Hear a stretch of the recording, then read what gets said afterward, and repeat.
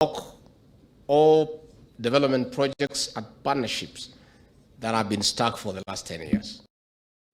This project was started in 2013, and it has been stuck for the last 10 years.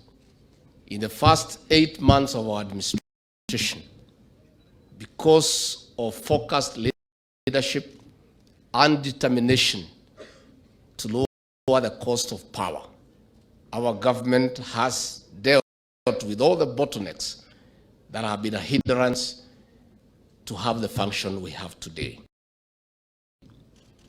I want to ask the people of Kenya to ignore the noises from our detractors, because we have hardly been in office for a year. We are only 8 months.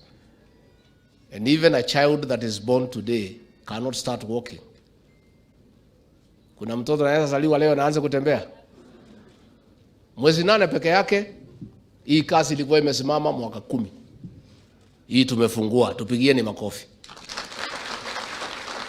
And I want to assure the people of Kenya that through deliberate, pragmatic interventions in green energy, progressively, we will do away with the very expensive generation of power through diesel and go to green energy.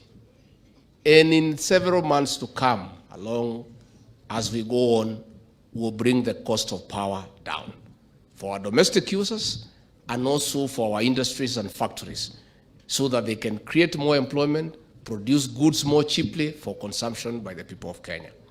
So I want to ask the detractors of our administration, you have seen nothing yet. Relax. We have just started. We have taken our time to study